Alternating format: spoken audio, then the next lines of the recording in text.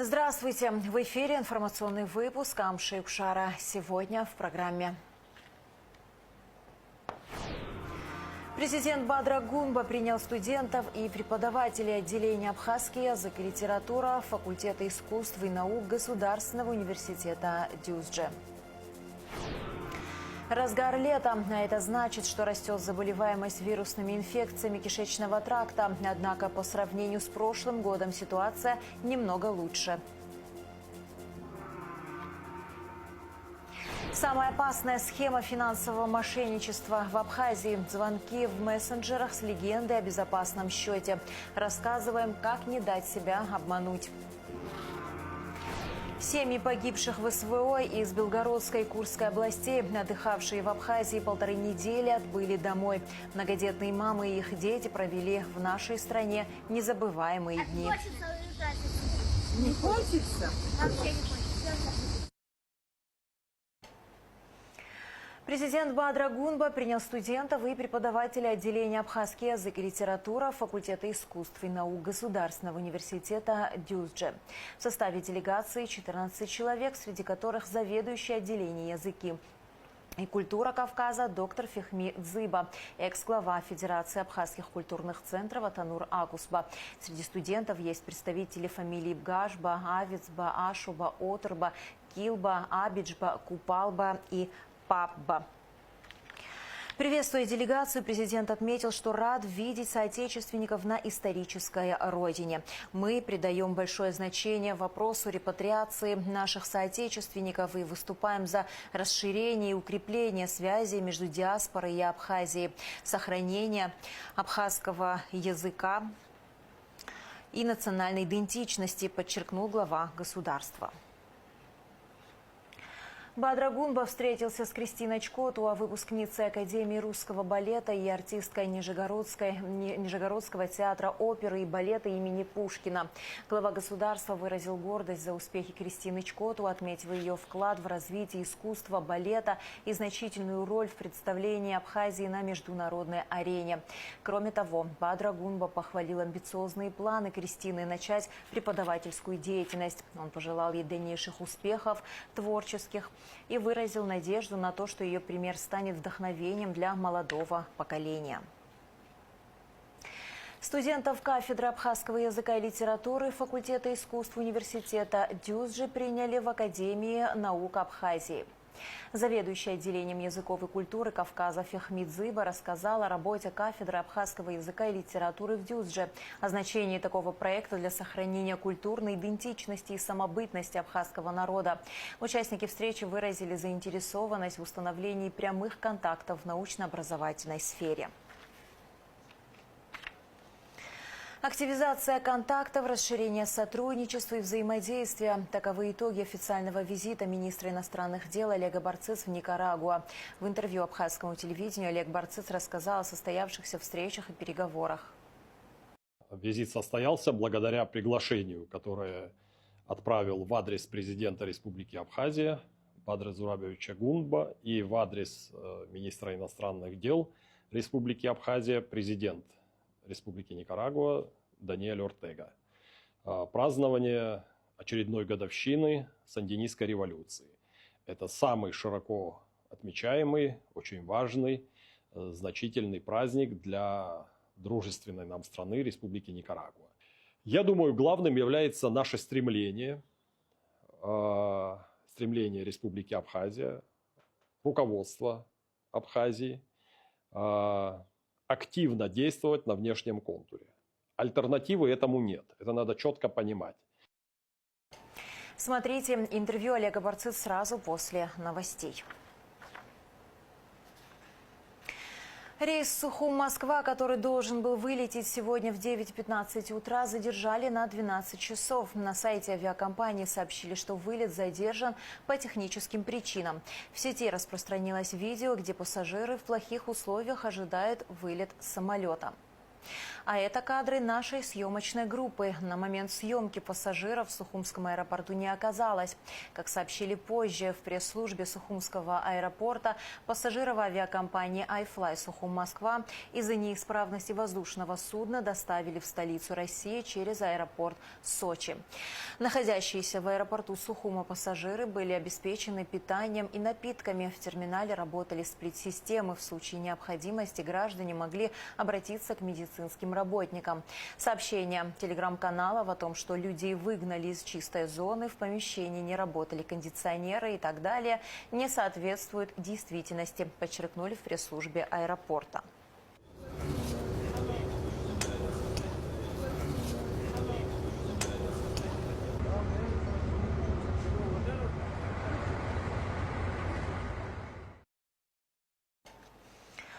Семьи погибших в специальной военной операции из Белгородской и Курской областей, отдыхавшие в Абхазии с 18 июля, отбыли домой. Проводить их пришел министр туризма Астамур Логуа.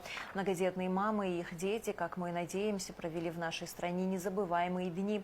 Организаторы постарались сделать их отдых легким и разнообразным. Спасибо большое. Нам все понравилось. Дети рады.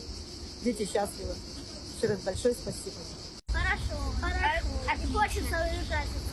Не хочется? Вообще не хочется. Вы такие загорелые, молодцы. Ну как не загорается? Такое солнце и море, да? Да. Отдых, который мы делали на протяжении 2 недель в Республике Абхазия, оставил только позитивные эмоции и впечатления. Спасибо всем, кто принимал в этом участие, в приглашении нас на территории вашей республики. Нас ласкало здесь и солнце, волнами ласкало нас море, но за всем этим еще стоит народ Абхазии. И я хочу сказать, что народ Абхазии гостеприимный, добродушный, понимающий народ, отзывчивый. Всем большое спасибо. Спасибо и Министерству по туризму Республики Абхазии, президенту Республики Абхазии, также администрации пансионата Айта. Спасибо всем большое за чистоту, за питание, за понимание, за общение. Спасибо вам большое. На территории республиканской больницы полным ходом идет строительство сердечно-сосудистого центра. Возводится новое помещение, которое соединится с главным корпусом медучреждения.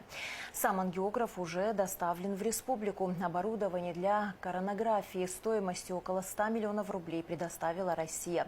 После запуска ангиографа у абхазской медицины появятся новые возможности в диагностике и лечении сердечно-сосудистых заболеваний. Ежегодно в этом нуждается более 750 человек, которые сейчас вынуждены уезжать в Россию для получения соответствующей помощи. Запустить сердечно-сосудистый центр планируют в сентябре.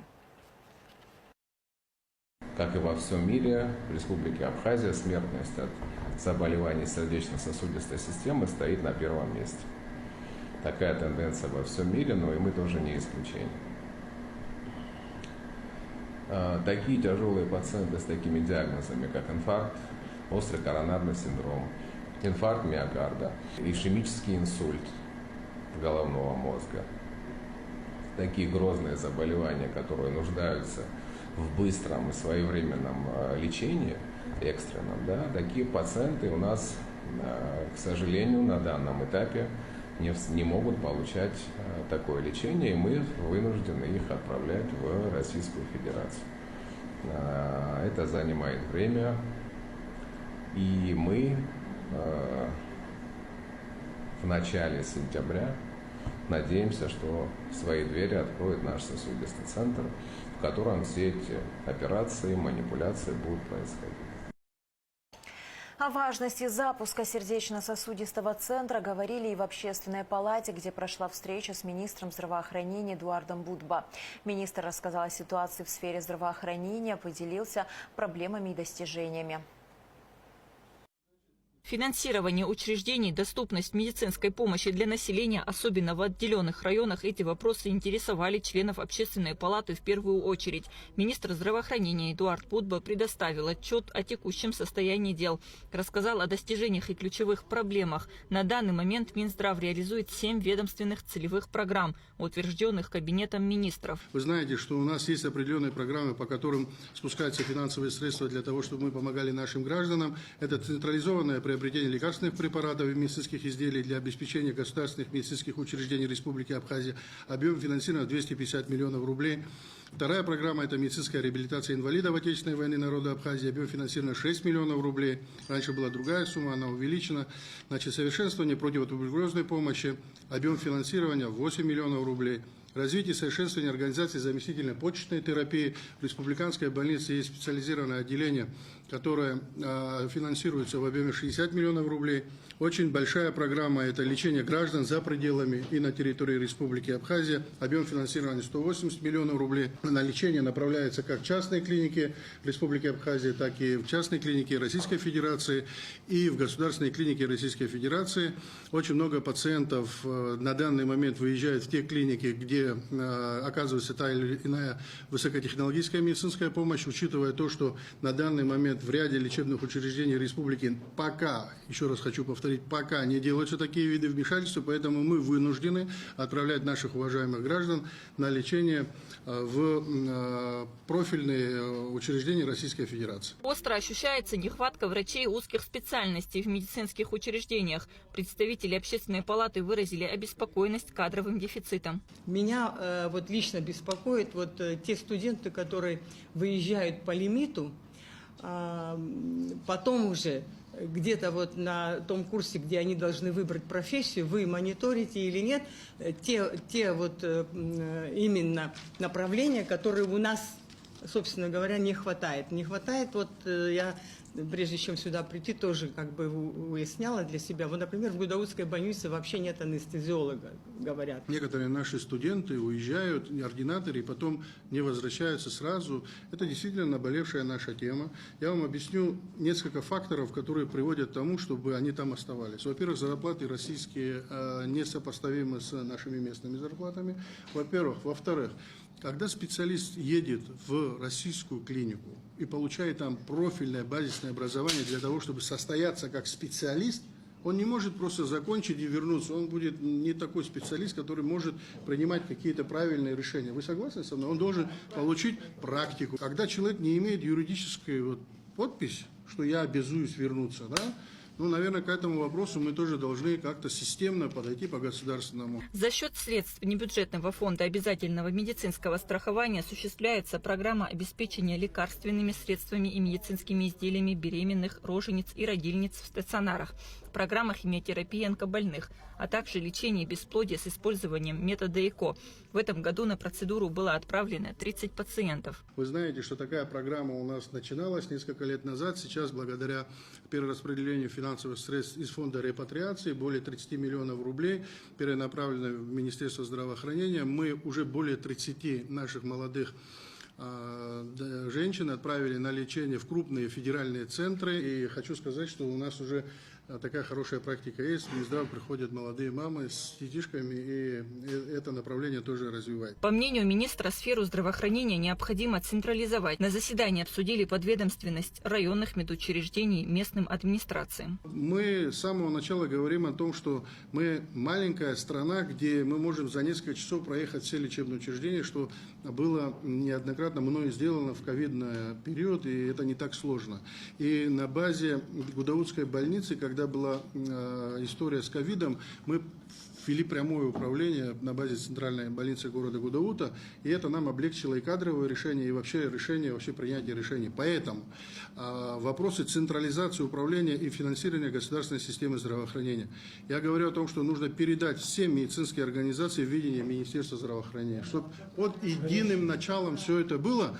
Мы говорим, касается медицинских организаций, находящихся в ведении местных органов государственного управления. Участники встречи выразили надежду на конструктивное сотрудничество при реализации реформ здравоохранения. Они отметили, что только совместными усилиями можно создать эффективную, справедливую систему здравоохранения, отвечающую потребностям населения. Кундашова, Рамо Камки, Абхазское телевидение. Конец июля на календаре. А это значит, что велика вероятность подцепить кишечную инфекцию. Ротавирус на побережье Черного моря – нередкое явление ежегодно. С ним сталкиваются и туристы, и местные жители. Какова ситуация с заболеваемостью на данный момент и как можно защититься от инфекции, узнавала Аэлита Арутюнян. Подъем заболеваемости вирусными инфекциями кишечного тракта фиксируется ежегодно, в конце июля и весь август включительно. По всем курортам Черного моря вспышки отмечаются не только в Абхазии и России, но и в Турции и Болгарии, что связано с большим скоплением людей. Конечно же, медики прикладывают все усилия, чтобы помочь заболевшим. Каждый день в Сухумскую инфекционную больницу поступает около 130 человек. Ну, сейчас же у нас море теплое, это практически бульон для всяких бактерий. Вот наглоталась, проблемка. Ночь рвоты, вот утром приехали сюда. То есть вы точно знали, что это море, да? Да, однозначно. Мы тут не первый год живем, уже, в принципе, это все уже неоднократно проходили. В случае чего мы всегда едем сюда, и нам всегда помощь оказывают. Ну, пока нам еще назначение еще заключительное не сделали, нас пока что еще только прокапали. Это физраствор, как обычно, противорвотное, противоспазмолическое. Ну, знаете, плохо бы принимали, мы бы сюда бы и не рвались бы. У нас тут к врачам никаких претензий здесь нету. Девчонки работают в полную силу. Качество нас тут очень даже все устраивает. По сравнению с прошлым годом ситуация немного улучшилась. Однако по-прежнему в основном заболеваемости подвержены дети. По панели определений идет сальмонелла, шигелла, возбудитель дизентерии, кампилобактер, то есть 3 бактерии, и аденовирус, норовирус, ротавирус и астровирус. 4 вируса. В основном очень много аденовирусной инфекции. Но они все, норовирусные инфекции, они все сходны по своему течению. В принципе, аналогичное лечение имеют вирусные инфекции. Государственная санитарно-эпидемиологическая служба ни разу не выделила ротавирус из морской воды. Проверки проводятся еженедельно по городу Сухум и с разной периодичностью по другим городам. Один случай был выявлен в Гудауте. Важно помнить, что в такой зоне нельзя находиться на солнце. Это может весьма негативно сказаться на здоровье. Также зачастую симптоматика у перегрева и ротавируса похожи. Также не рекомендуется давать детям непривычную пищу. Еще одна из причин химическая. В Абхазии в этом году при холодном лете рано появились арбузы и дыни. Они могут содержать в себе повышенное количество нитратов, отравление которыми может привести к схожей с ротавирусом симптоматике. Узнать, что это ротавирус, можно только путем лабораторного исследования, потому что симптоматика у большинства кишечных инфекций, почему они объединены в группу острых кишечных инфекций, потому что у них общая симптоматика. Это подъем температуры тела, это диарея и, возможно, рвота. Может быть, может не быть.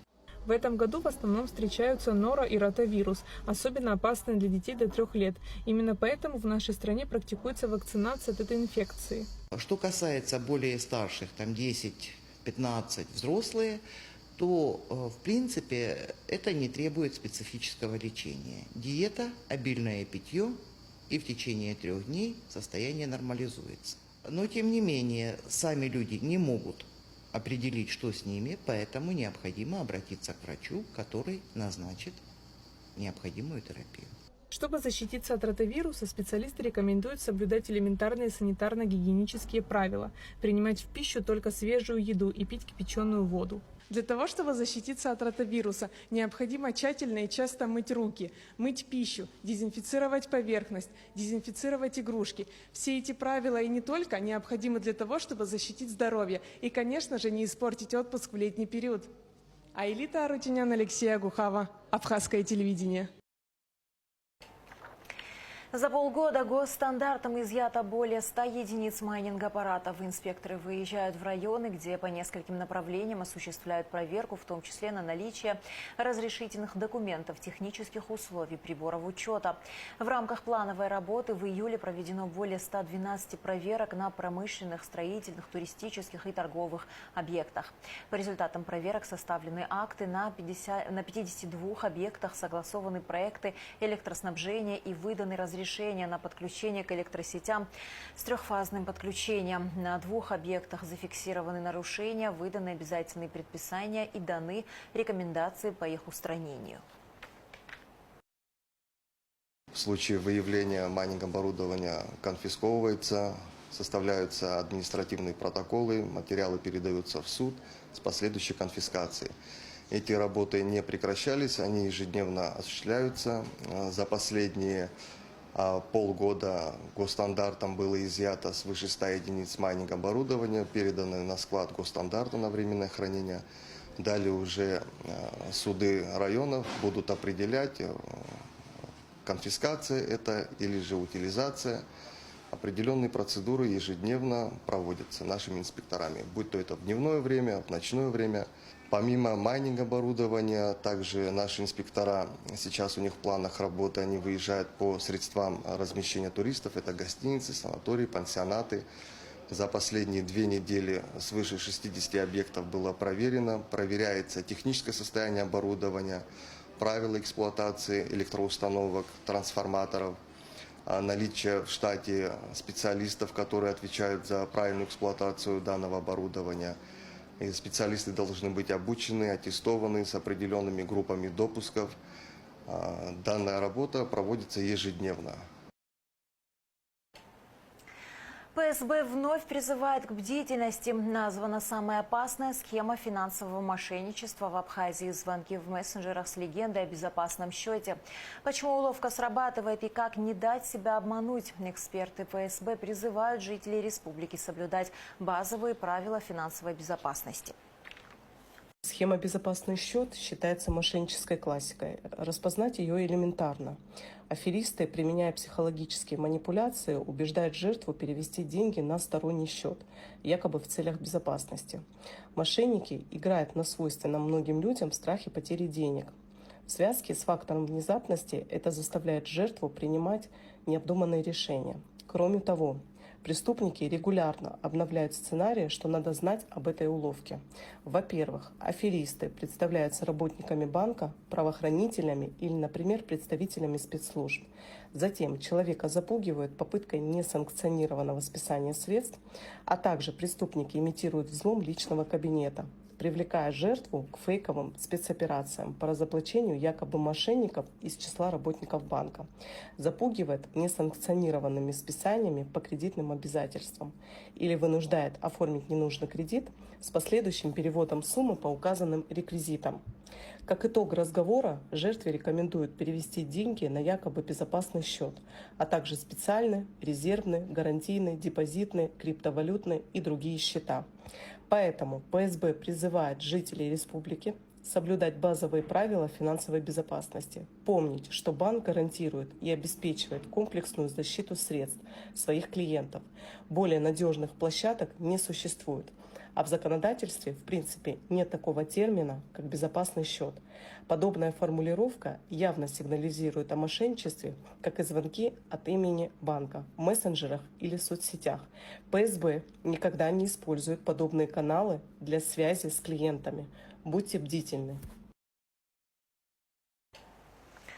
Баадрагунба принял сборную команду Абхазии по домино, которая стала призером международного открытого чемпионата в Мексике. Глава государства поздравил спортсменов с победой, подчеркнув, что их успехом гордится вся страна. Члены команды выразили благодарность президенту за поддержку, благодаря которой им удалось принять участие в турнире, и сообщили о планах принять участие в чемпионате мира по домино, который пройдет в этом году в Пуэрто-Рико. Рассматривается возможность проведения в Абхазии международного турнира памяти первого президента Федерации домино Абхазии Артура Габуния осенью этого года, а также чемпионата мира по домино в 2026 году.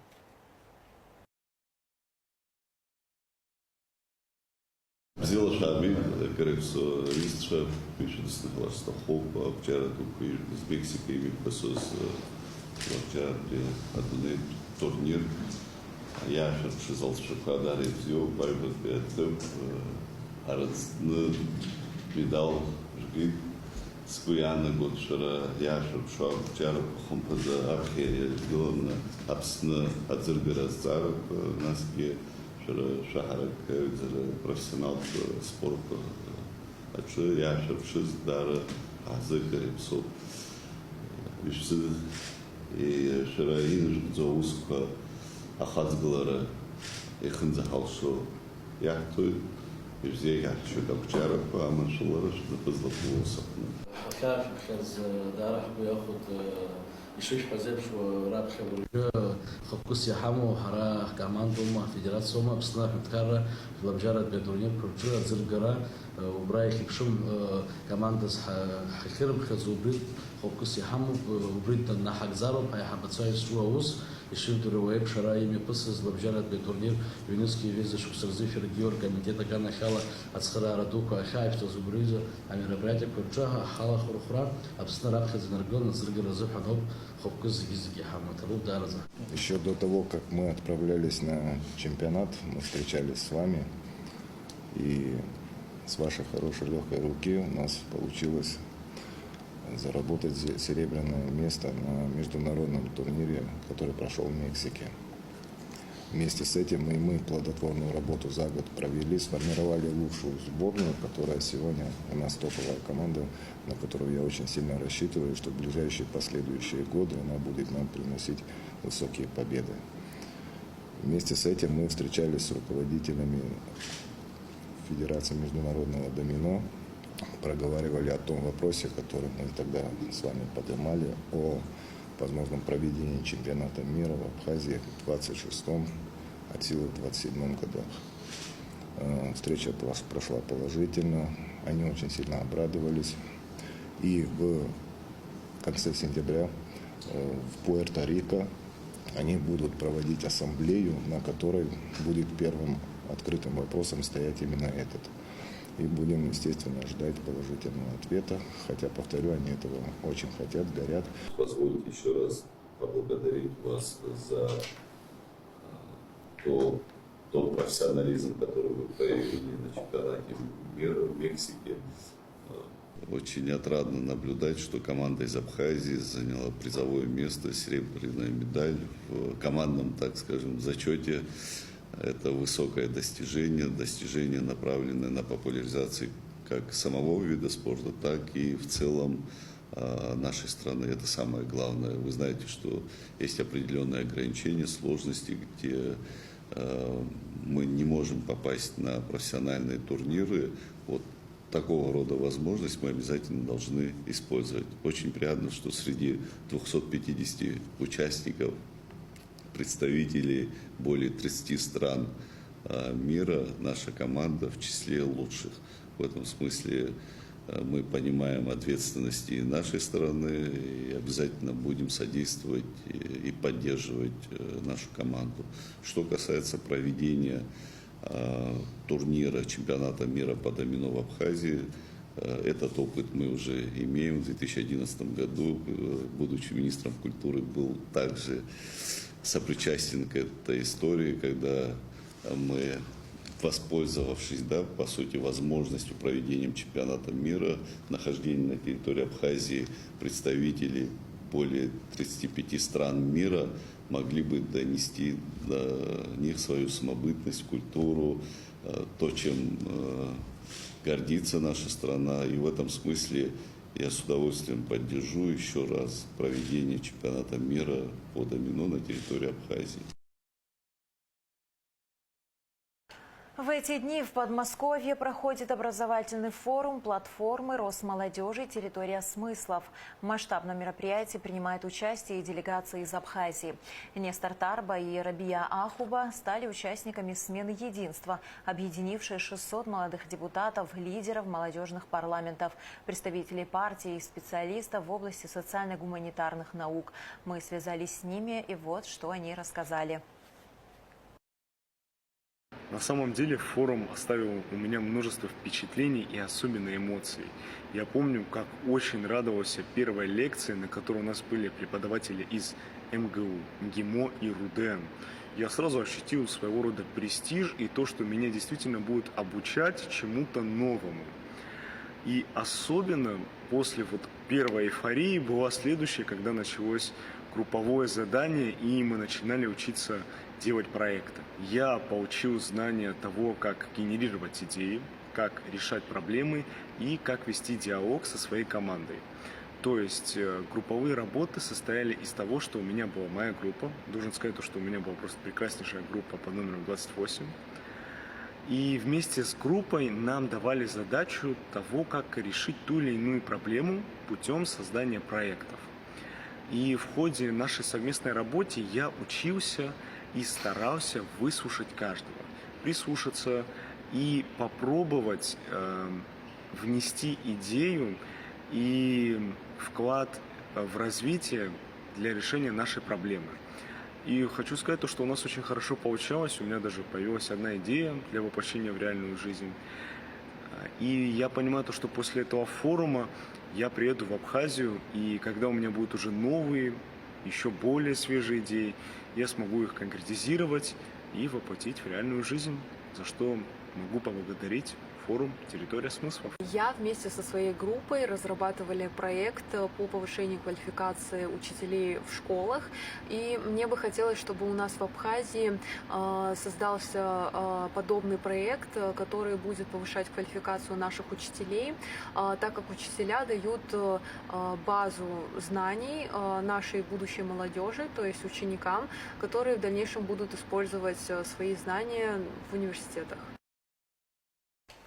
Дети из Абхазии готовятся к участию в Международном детском форуме, который пройдет в Москве с 21 по 23 августа.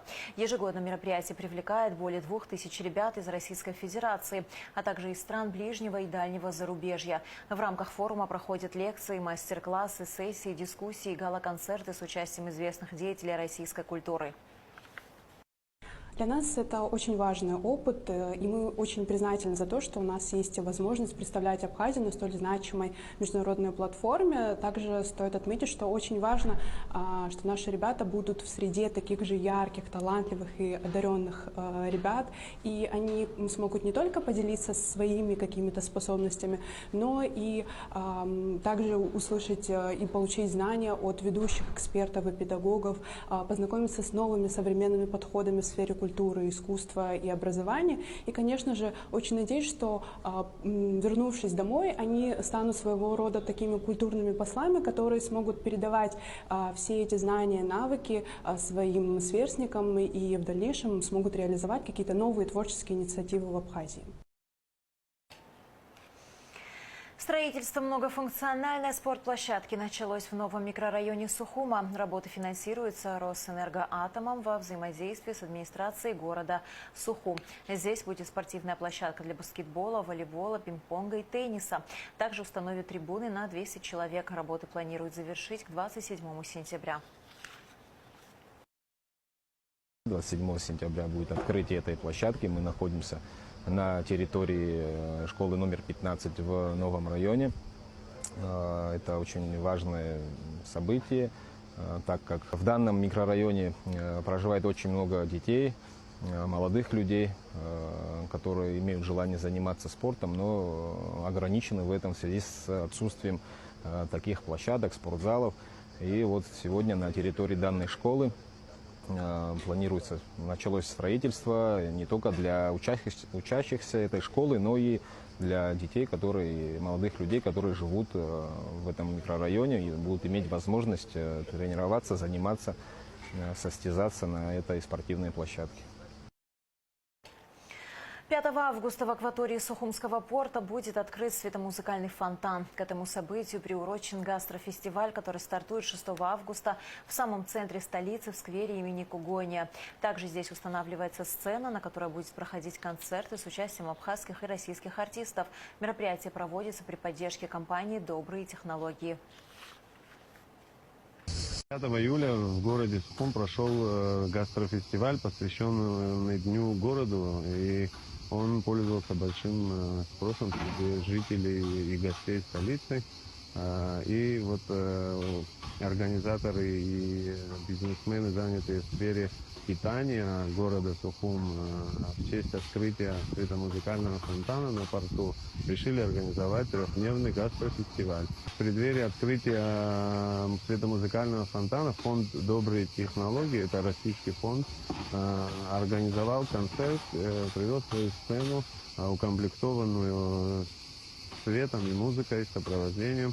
Также привозят сюда разные ансамбли, будут выступать наши местные представители эстрады, также представители российской эстрады. Также на площадке будет проходить много мероприятий.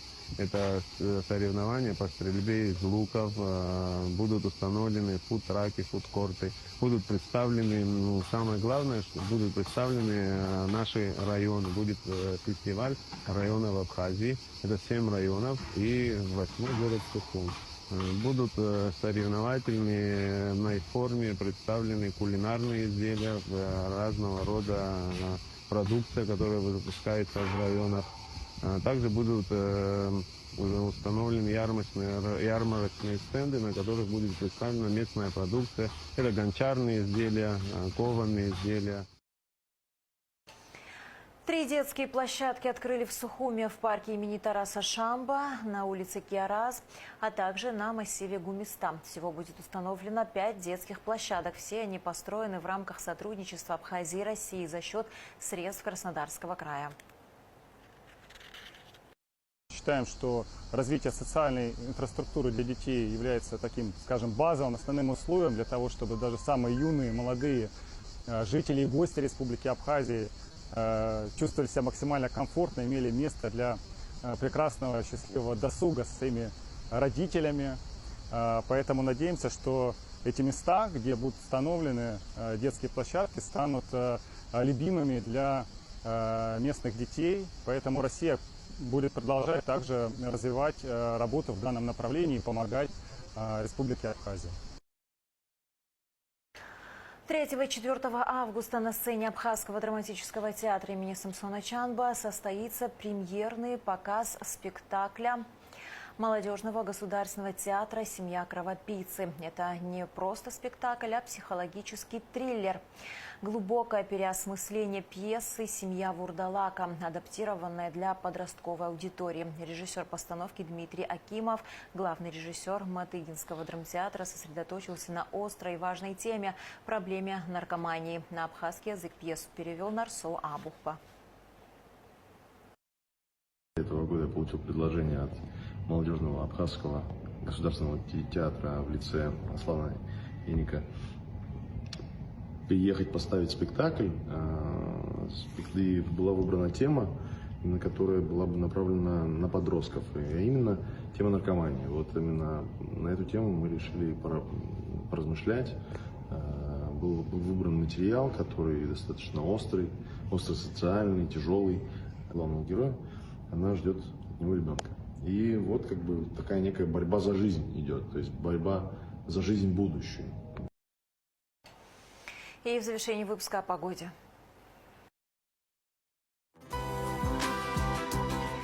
В среду 30 июля в Абхазии ожидается преимущественно ясная, удушливо жаркая погода без осадков с высоким уровнем ультрафиолета. Температура воздуха ночью 21-26, днем 29-34. Температура морской воды 28 градусов.